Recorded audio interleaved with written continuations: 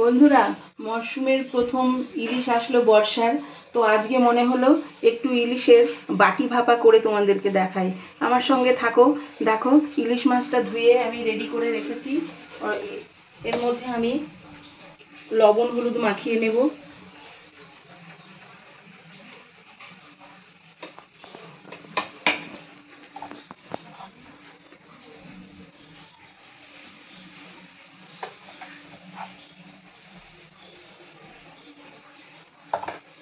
বাটি ভাপা করতে কিছুই লাগবে না। ইলিশ মাছটা আমি লবণ হলুদ দিয়ে মাখিয়ে নিলাম, ভালো করে মাখিয়ে নেব।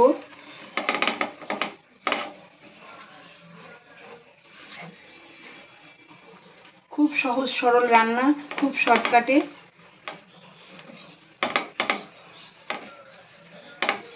এটা মাখা হয়ে গেল। দেখো, আমি সর্ষে বাটা করে এটাকে ছাঁকনিতে ছেঁকে রেখে দিয়েছি, শুধু জলটা।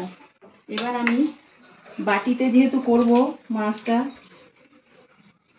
মাছটা যখন বাটিতে করব, দেখো বাটিতে আমি একটু আগে তেল মাখিয়ে নেব, যাতে মাছটা বাটিতে না লেগে যায়।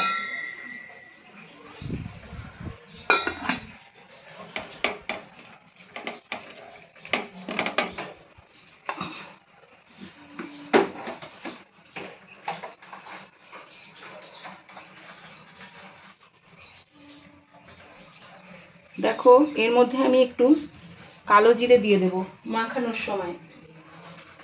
এটা ফোড়ন কিচ্ছু হবে না, শুধু মেখে বাটি ভাপাটা হবে। সর্ষে বাটাটা এর মধ্যে দিয়ে দেব।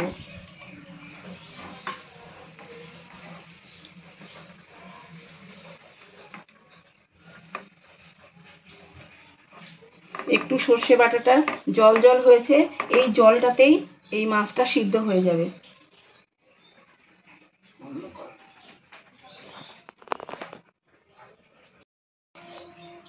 পরিমাণ মতো লবণ হলুদ সব দেওয়া হয়ে গেছে। এবার আমি এর মধ্যে দিয়ে দেব কাঁচা তেল।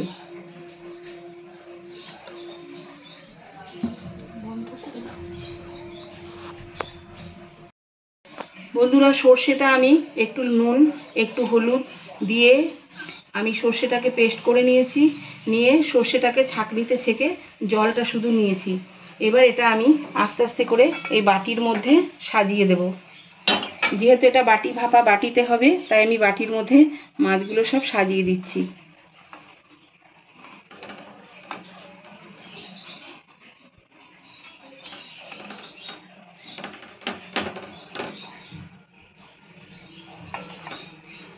সুন্দরভাবে এতে সাজানো হয়ে গেল। এবার আমি এই জলটা এর মধ্যে ঢেলে দেব।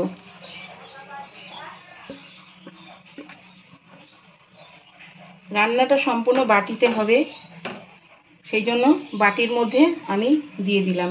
যতটা পরিমাণ জল দেবার ঠিক ততটাই দিয়েছি, যাতে মাছগুলো অর্ধেকটা ডুবে যায়। এই জলটা দিয়েই সিদ্ধটা হবে মাছটা, আর বেশি জল দেওয়া যাবে না।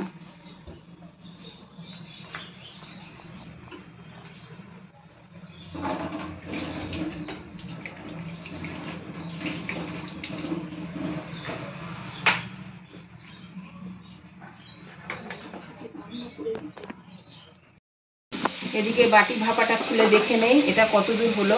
হ্যাঁ, দেখো বন্ধুরা, এটা সিদ্ধ হয়ে উপরে তেলটা ভেসে উঠেছে। দেখো কি সুন্দর লাগছে কালারটা। দেখো কালারটা কত সুন্দর হয়েছে। এই মাছটা একদম নাড়াচাড়া করবে না, একটু বাটিটা ধরে শুধু, হাতা খুন্তি কিচ্ছু দেওয়া যাবে না, বাটি ধরে একটু নাড়িয়ে দিলেই এটা বাটি থেকে খুলে আসবে, যেহেতু নিচেতে তেল দেওয়া ছিল। আর দেখো এটা সিদ্ধ হয়ে কেমন সুন্দর তেলটা উপরে ভেসে উঠেছে।